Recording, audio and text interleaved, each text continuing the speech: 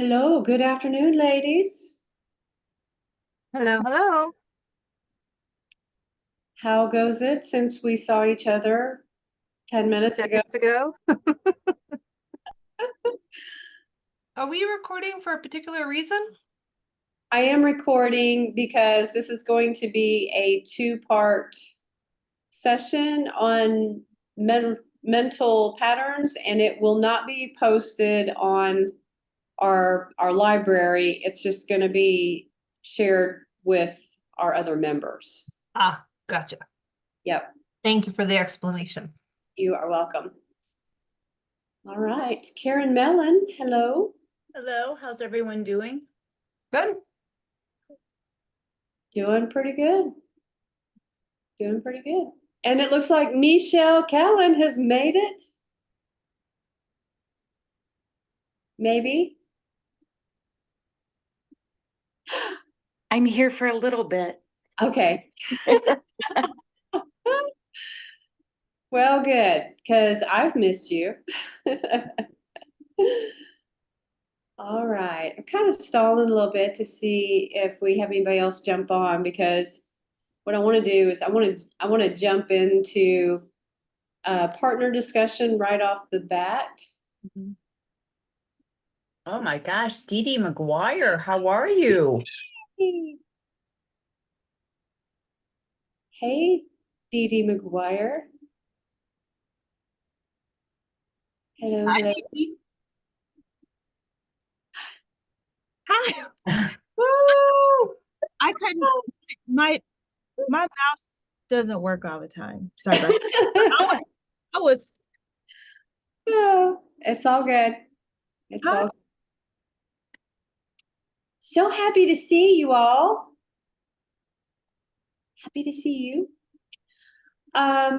So let's go ahead and we're gonna jump into today.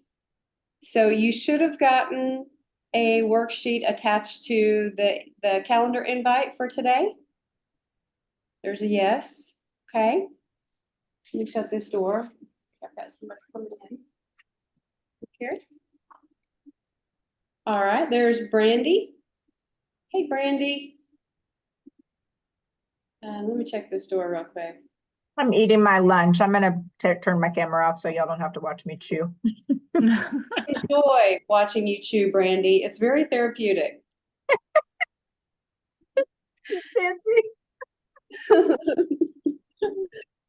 Okay, all right, very good. Okay. All right, so as I mentioned, you should have gotten your worksheet. So we're gonna start, this is gonna be a two-part series, all right? And today we are focused on identifying patterns in our mental processing. We're gonna do some discussion, some assessment of ourselves in the way in our mental processes and patterns that come up. There are so many directions we could go with mental processes, but I just chose to land on 10 key patterns that tend to show up in our lives. And because I work with women, I see some of these mental patterns working to the point that they can even interfere with a woman really experiencing success in her life, in her business. They're very common. They're some of the biggest blocks that you can experience. And so I want to just dive right in and start working to dismantle these. So today is going to be more of an assessment kind of period. We're going to talk about some things, do some self-recognition. And then I have a little bit of mental homework for you at the end of today for the next time that we come back together to talk. And then in part two, we'll talk about some ways that you can change the patterns and some interventions that you can do on yourself. Okay. Okay. So first of all, here's what we're going to do. We're going to take a look at a scale. Let me go ahead and share my screen with you as we jump right in to this, and I will blow this up so it can be bigger. Okay. So we're going to go into a partner discussion. And with your partner, I want you to share how has your week been? And you're going to share with your partner where you feel like you are on the scale. How has your week been? And my week really sucks. That's all the way down to 1. And then 10 is, oh my gosh, it's so fantastic. Here's what's happening. So just want you to have a normal conversation. What's been going on this week? What drove the score that you selected on the 1 to 10 scale? So I'll give you about 5 minutes to do that, and then we'll come back and continue on in the conversation. All right, so let me go ahead and put you in the breakouts. Everybody will have a partner. All right, here we go. 5 minutes.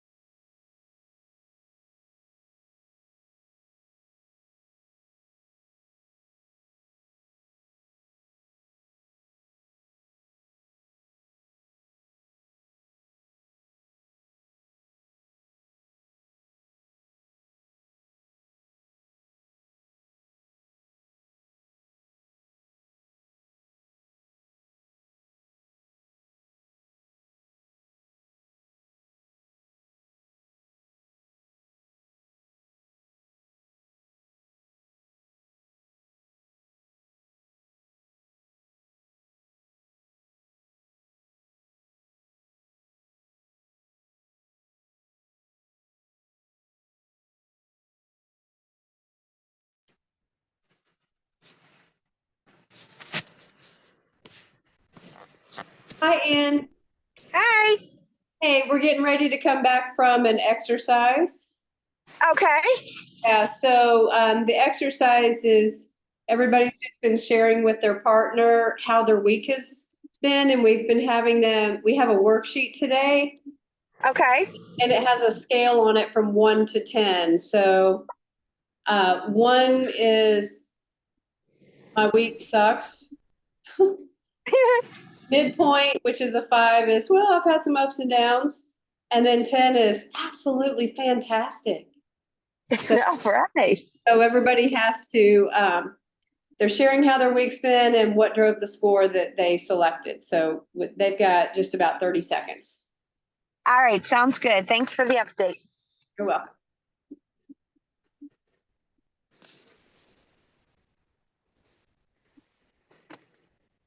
Ladies, we're coming back in 30 seconds.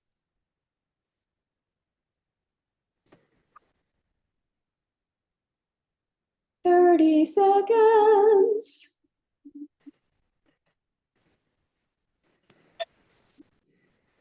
Or less. Here we go.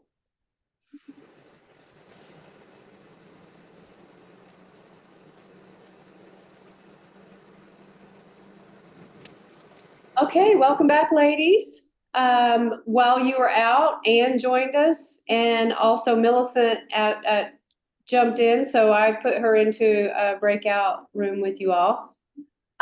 Okay, so we're gonna go on to a part 2. We're not gonna debrief this just yet, but what I want you to do, just on your own, and I'll give you a few minutes to do this.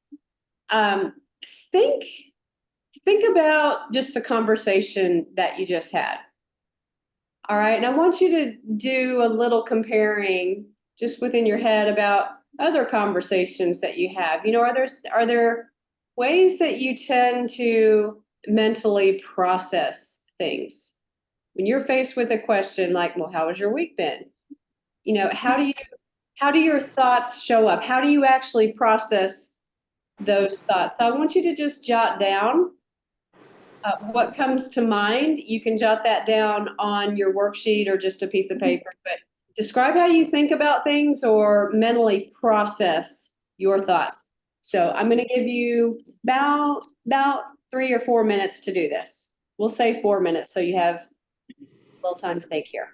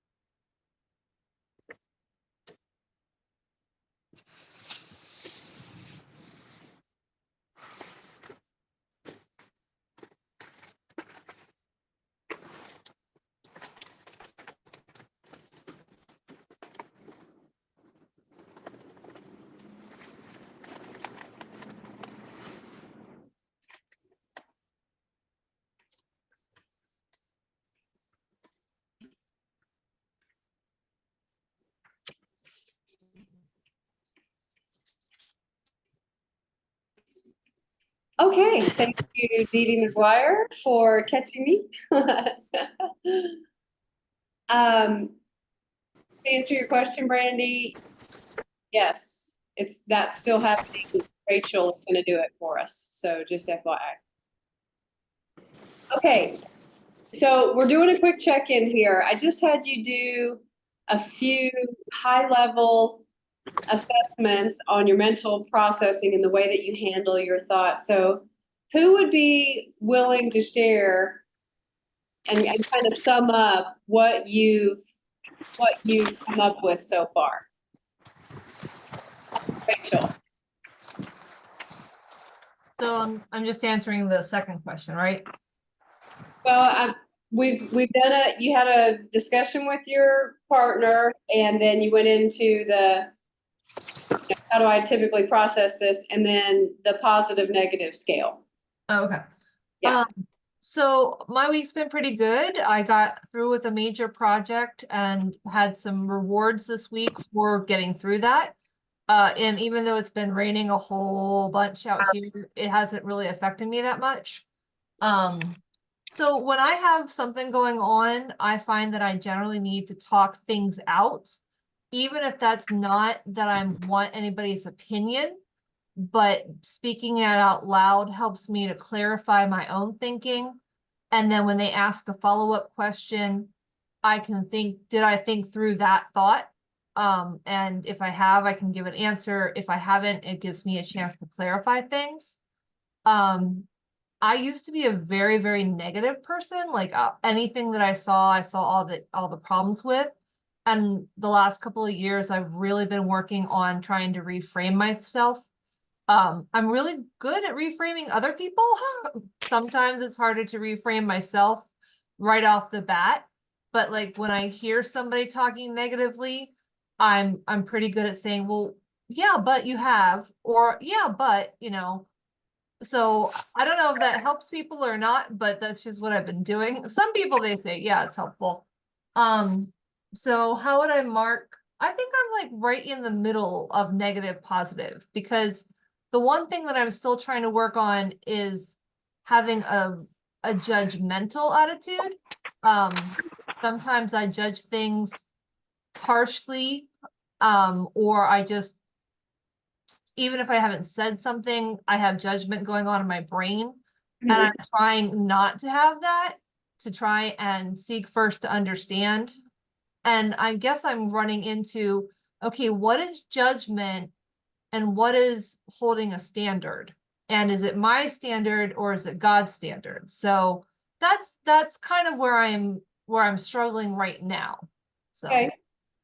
did I answer the questions? Yeah, it's a good summary. And isn't it easier to assess other people? Oh yeah.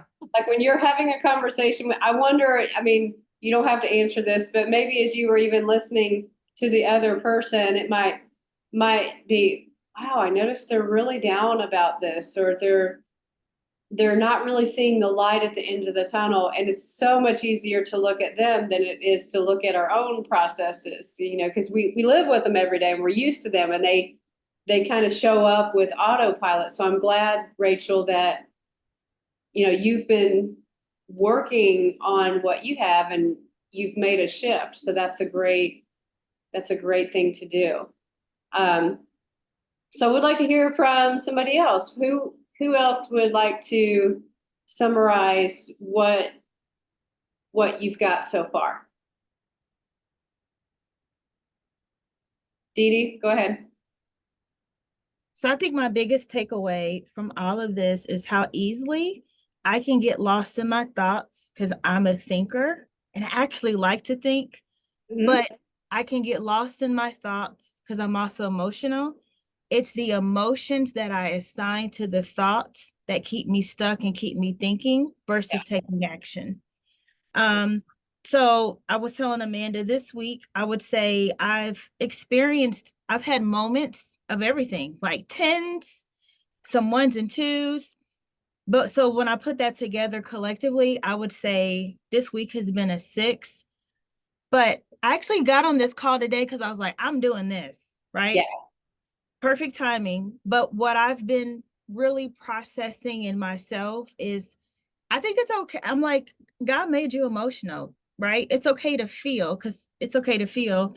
But what I'm learning, especially as an entrepreneur, anyway, um, I'm learning just to lean into my emotions. That's okay.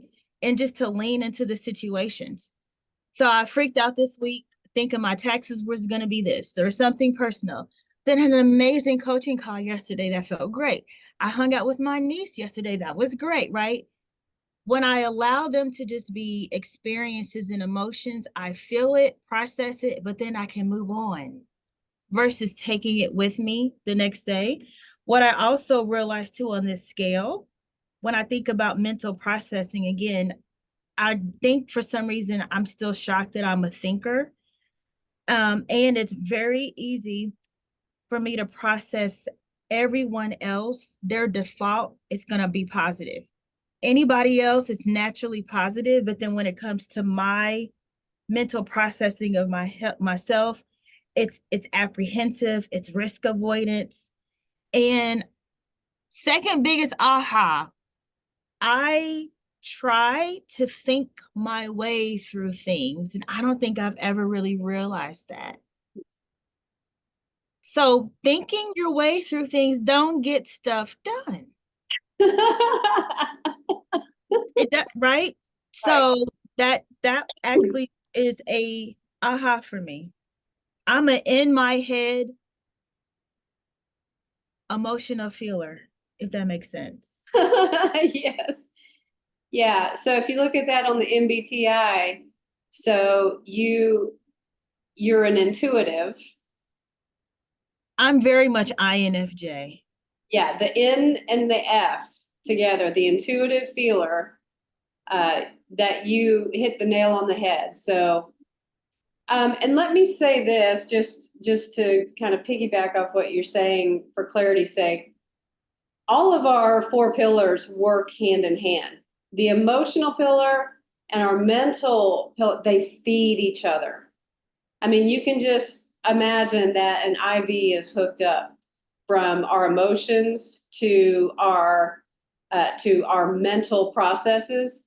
It's like the mental process that we have is the structure that our emotions feed into and work around the structure. So for most women, they process emotions first. You have an emotion, it's a chemical reaction. That's what I teach. Emotions they're a chemical reaction that happen.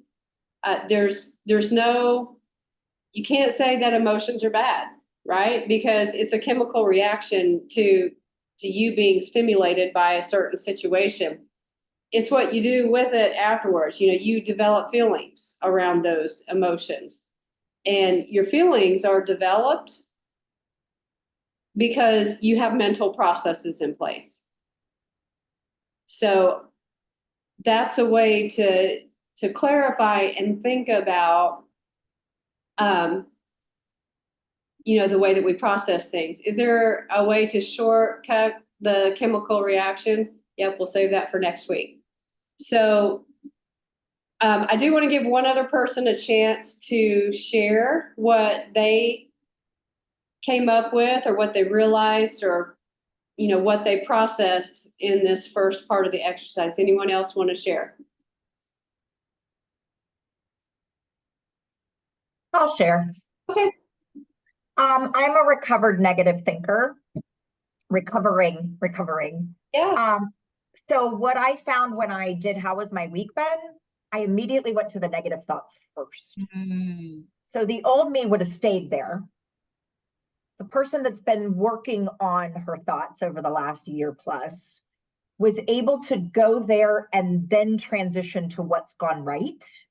Yeah. And so I landed in the middle of the 5. But I find that it's frustrating to me that mental process still goes negative first when someone asks.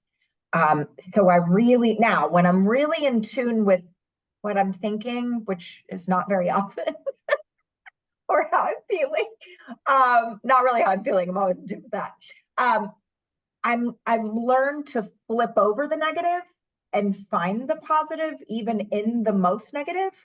Yeah. So I'd like to be able to get even better at that. I do some of that work with my therapist, but I'd like to learn how to, for that to just be the way my mental process works, is when that negative comes, just to immediately flip it over in my brain to be able to say, oh, nope, this is what really is going on. Right. Yeah.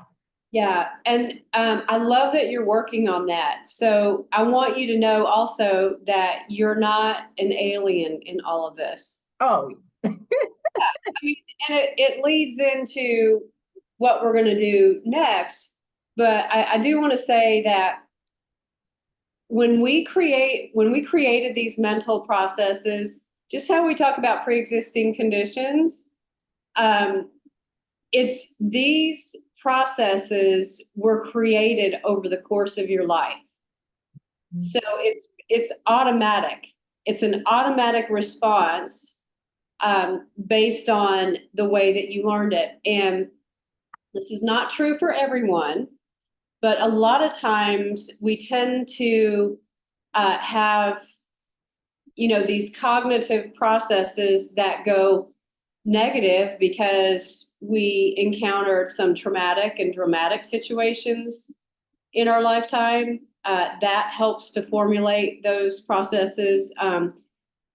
If especially for people who have experienced trauma, or maybe you came from an abusive situation. Some people don't even classify the way they lived as an abusive or dysfunctional situation. I mean, I remember my parents, I was their first child. They had no idea how to parent, and they came from a long line of dysfunctional people, in their lives. And so, of course, they picked up on some of that, and that carried over to me, and I had to stop it, right? Well, this could be true for any of you. But at the same time, what you might think is traumatic might not be traumatic for me. It might be something much less traumatic in society's eyes. So anyway, I'm just saying this because we take different situations that have occurred over the course of our life and we tell a story about it. And we create that story in our mind. And so we basically create a filter. The other piece that has an impact on the way that you mentally process has to do with your brain wiring. And so that's why we have the MBTIs, the DISC assessments, all of the assessments that really show us how our brain is wired. And so some of us, we're just wired that way. And we're not going to spend a lot of time on that today.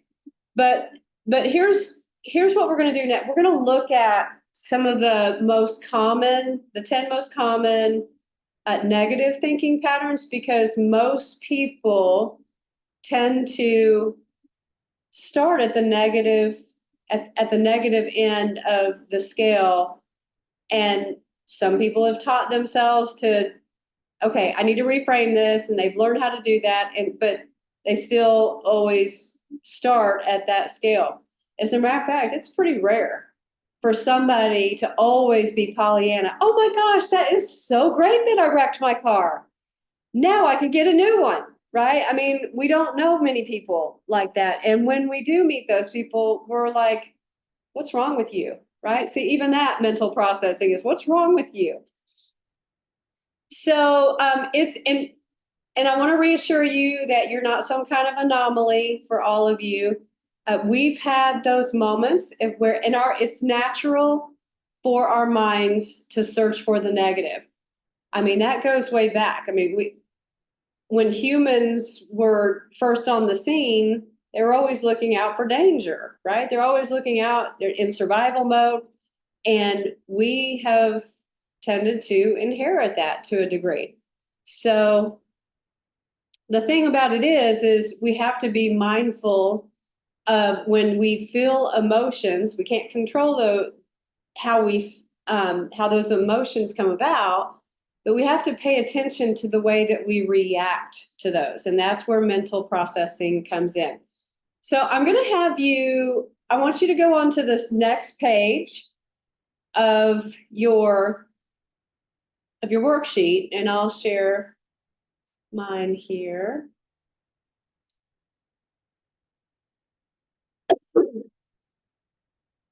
Okie dokie. There we go. We're going on to this next page here. And, uh-oh, how did that happen? Let me fix this real quick. Okay, so I'm going to give a description of each of these different ways of mentally processing. And as we go about, I want you to notate, oh, yes, this one definitely works with me, okay?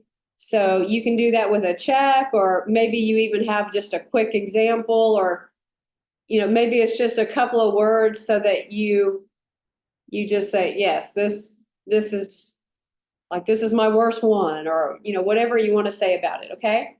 So let's start with the first box there, all or nothing. So this kind of mental processing, you tend to see things black or white. There are no shades of gray.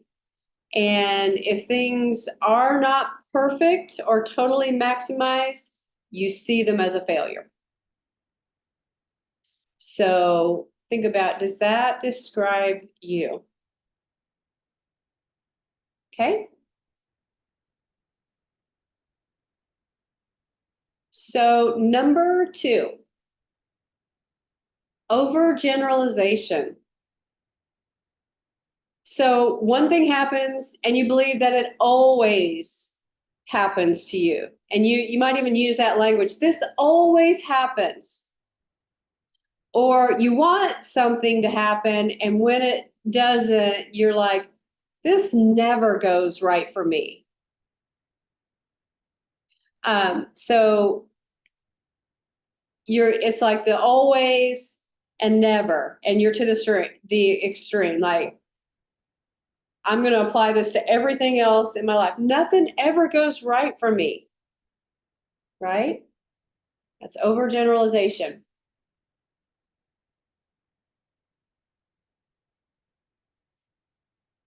Okay, negative filtering. Negative filtering.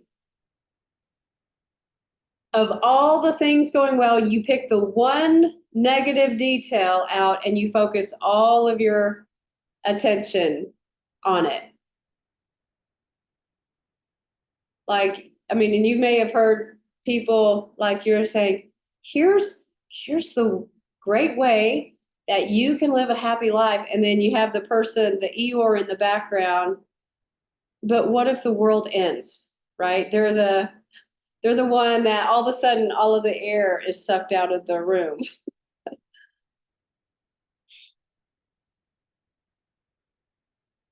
This is also, so with negative filtering, like if you've ever coached or you've gotten feedback and you've got like 20 great reviews and then one person says, I hated this, you focus on the one person.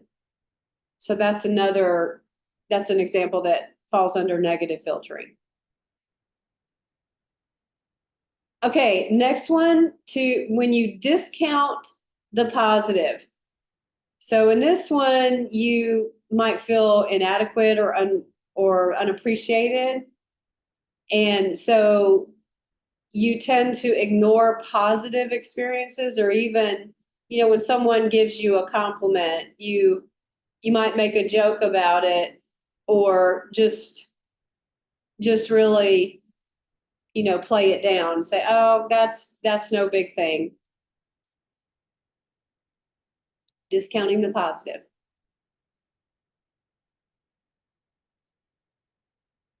So there's a little bit of a perfectionist in that one also, by the way. Okay, jumping to conclusions. So with jumping to conclusions, you've kind of run ahead of your thought, and you are basing a conclusion on a feeling or a thought without any evidence to support it. So you might be talking to somebody and you think that you're mind reading. You know exactly what they're thinking, and so you might interpret a response and make a conclusion about it that may not be right. So this happens a lot with spouses, between spouses. Right, I already know what Aaron Nuttall is thinking, and he is incorrect because no, and then you just go ahead and make a decision on how they're gonna respond to something. Yeah, so that's jumping to conclusions, number 5. Okay, number 6, magnifying or minimizing something. So you might take, metaphorically speaking, you might take this giant magnifying glass and magnify an issue that's really super small and making it bigger than it really is. Or maybe you're greatly minimizing a situation and not really looking at the full weight of what's happening.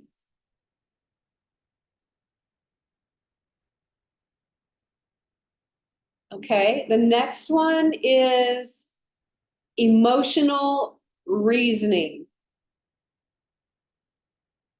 So this one is interesting, and I think a lot of us can relate to this one, emotional reasoning. We have a feeling is presented to us as an emotion, and it turns into some feelings. And so because we're feeling it, it must be true.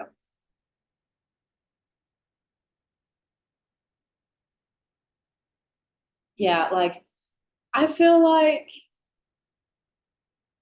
my husband doesn't love me anymore. So it must be true. He doesn't love me anymore.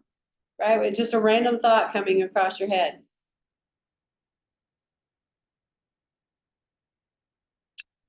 Okay. So the next one is should and. So we had to bring the inner critics in here, but should and tends to speak in that should language. Like, this is how things should be, and this is how things shouldn't be. And so when they don't turn out that way, then, it's all your fault. You should have done this. You're responsible for this.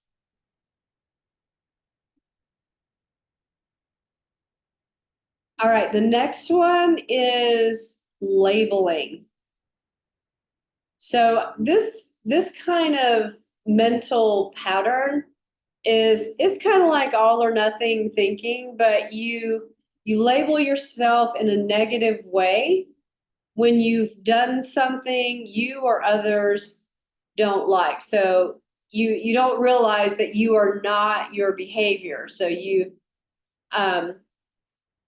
similarly, if somebody else does something you don't like or makes a mistake, you label them and write them off as if their behavior is who they are. So, for example, let's say you give somebody some directions that turn out to be wrong. Instead of recognizing that you made a mistake, you label yourself and you say, I'm such an idiot. Or you even give that label to someone else, like, oh, she's such a liar.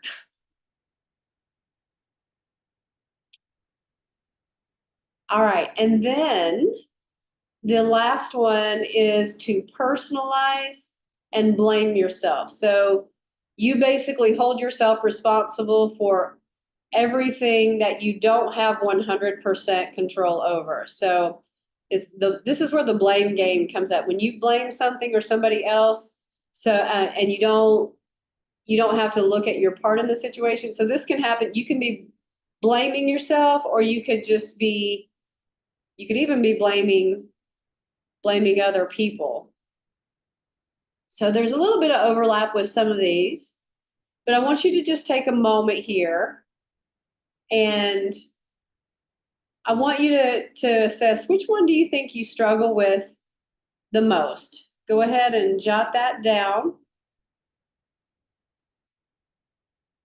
And we're going to go back into your rooms, except for okay, we got the perfect number here. So I'm going to put you back into a room, and I want you to take, about 5 minutes to chat with your partner about your reaction to these and, is there one that you struggle with the most? So go ahead and share that. All right, 5 minutes. Here we go.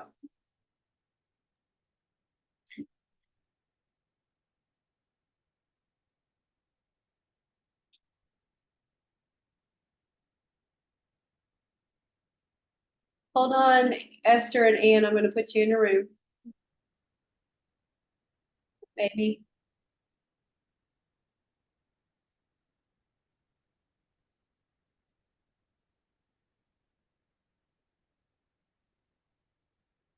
Actually, I'm going to let you ladies talk in the main room. Right here. Okay. Sounds good. Hello. Sorry I missed the first part, but I'm familiar.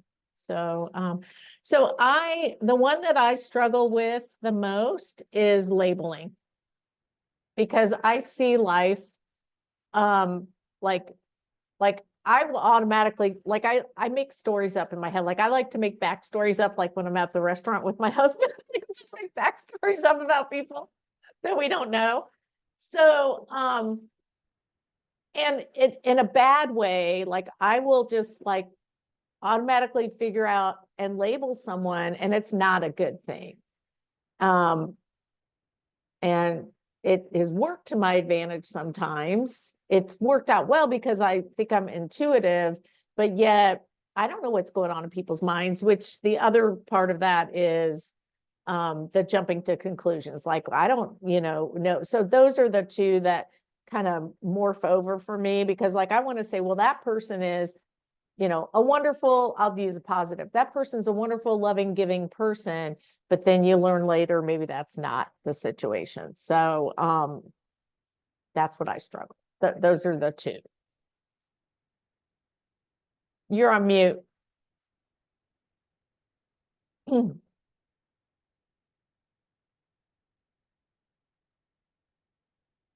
Unmute. There you go. Now I can Okay. hear you.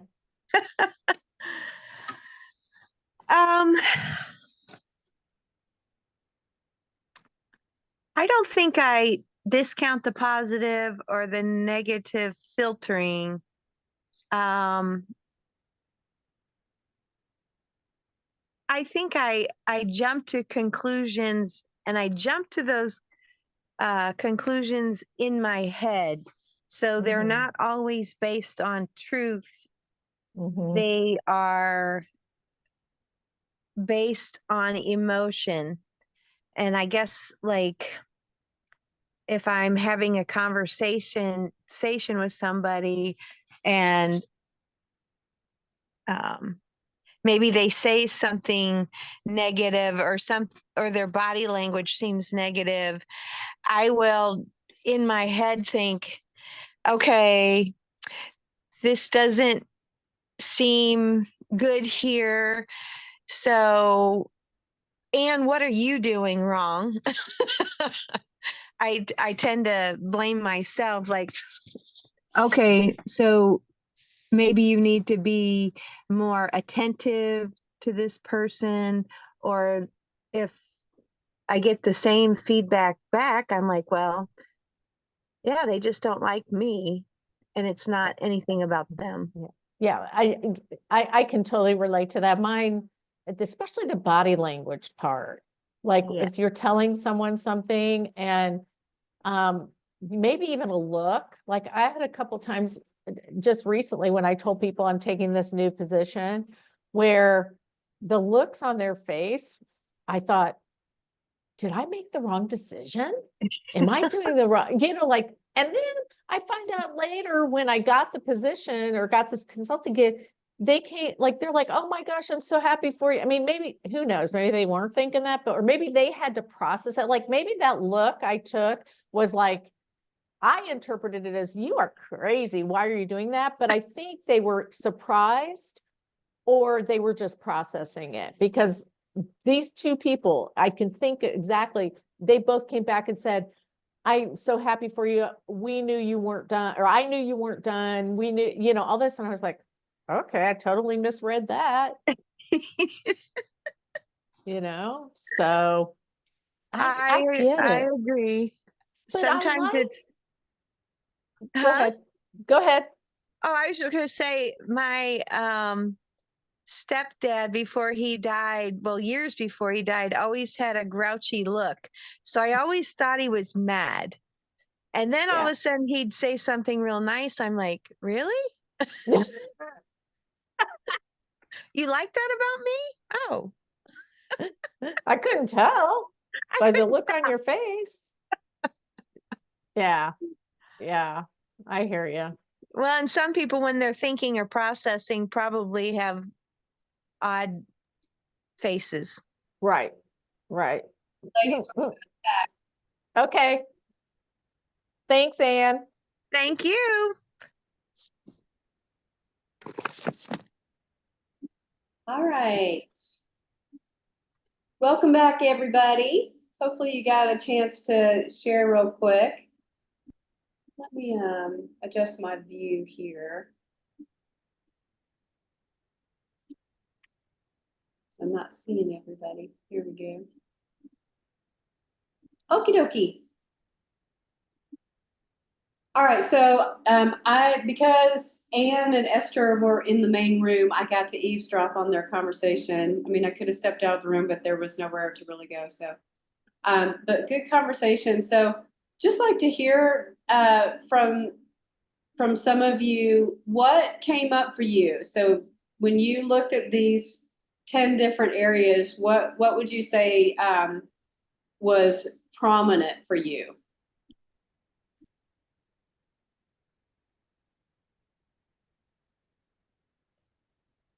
Amanda.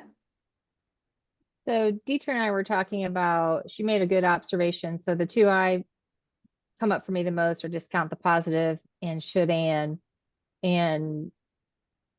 she kind of made an observation that she felt like those two were related. And I'm like, you're right. Because when you, for example, get a compliment on something that you did well, my default is to say, well, I should have done this, or, I could have done this, or I could have done that, or this should have gone better.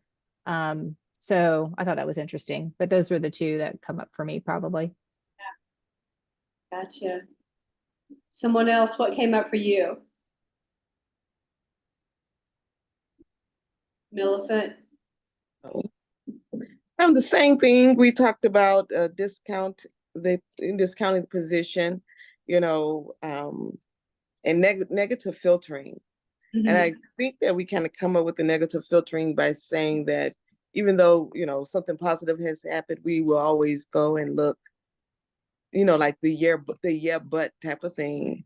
Right. Like we was talking about, like presentation wise, like if we do a presentation and someone says, oh, you did very well, but it's sort of like discounting the position, the negative filtering is saying, oh, but I could have done this, or maybe I should have used, less slides, or maybe I should have used more, maybe I should have said this, instead of that. So that's what we were talking about, the negative filtering and the discount position. I'm not sure, Karen, if you had a different one. I can't remember.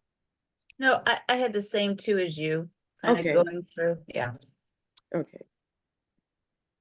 All right. Anyone else have one that's maybe a little bit different, or maybe you agree? Maybe yours are similar to those. Rachel? I talked a little bit about the personalized blaming self one, because I feel like I should be perfect. So when I mess up, it's hard to not beat myself up and go, oh, well, so that one, if I mess up pretty big, it takes me a while to get over it. Yeah. Yeah. I hear you. So just when I look at these, I tend to deal with the all or nothing, and then the personalizing and blaming. And, I think about where that came from. I remember when I was a kid, my dad was always, he was what I would call the who person, who did this person, right? And so it didn't matter if you confessed to doing it or you blame someone else, you still were gonna get your butt beat. Either way, but, you know, just growing up, if everything isn't perfect, and it's all tied to perfection too, right? Perfection, and then just, you know, just presenting in a positive light. If one little thing is wrong, it's like, oh my gosh, the world's coming to an end. That, you know, I missed that. And so I can even hear my dad in the background saying, you missed that. And so I took it to heart. I really believed that, and he didn't mean it to be harmful or anything, but that's just how it came across. And then the blaming self. This is just as much true for me, and this is still something that I have to work on personally. Like, I can win everybody over, but if there's one person that, you know, isn't given the good feedback, or they're not happy or whatever, I always attribute it to myself. Well, maybe I didn't do enough. Maybe I wasn't good enough in that situation. And so that's where my mind will start, and I have to do an intervention on myself. And that's what I want you to teach you all, is how to do those interventions on yourself. Because the truth is you're never going to 100% wipe away that voice that comes at you, but you can make a decision on how you're going to nip it in the bud.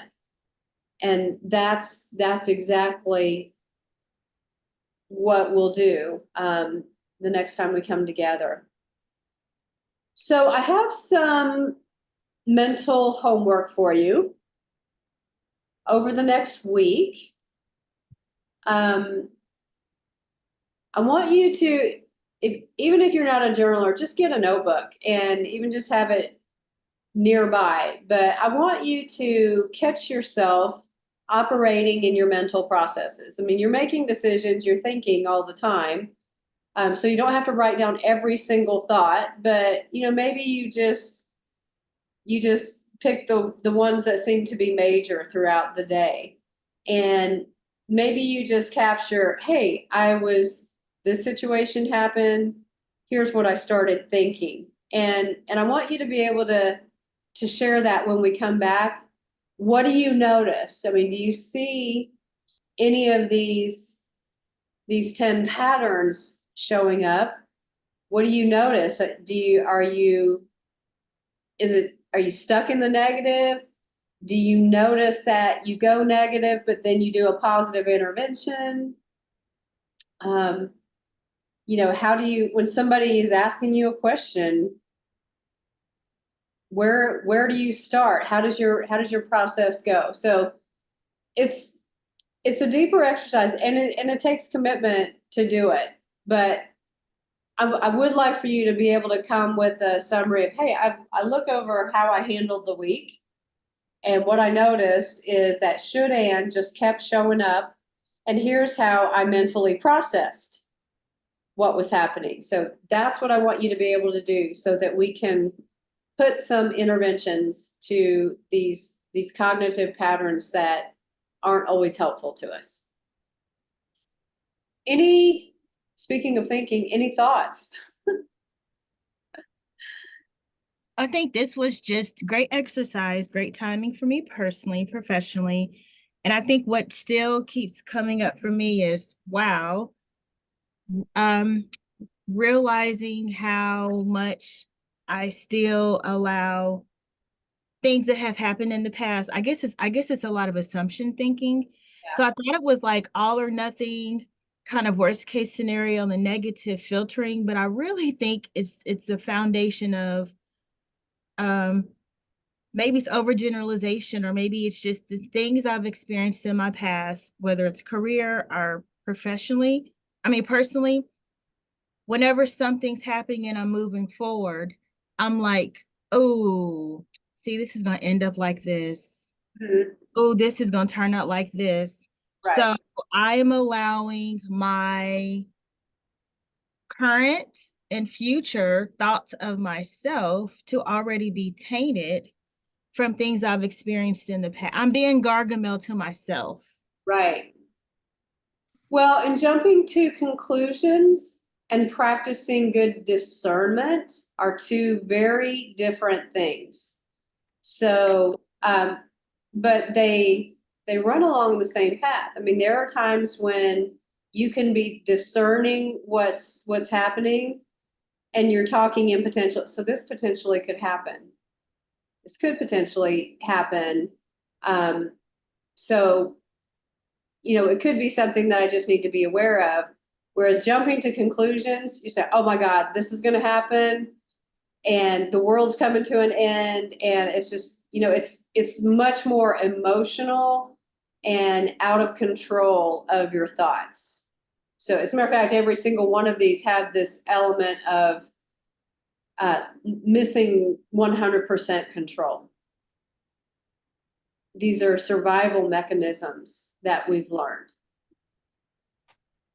And we have the power to change them. Hooray! Hooray! That's the positive. That's the positive reframe. You all are supposed to go, hooray! Oh, whoops, hooray! Yeah. Oh, goodness. All right, ladies. So that's what we have for today. Rachel is going to be leading VIP Connect tomorrow. She has lots of juicy information. I've gone over all of that with her tomorrow. But me and a few of the ladies are going to Life Surge Conference here in the Indianapolis area. So we won't see you tomorrow, but we will definitely see you next week. Okay? All right. See everybody tomorrow morning. All right. Bye, Bye. ladies.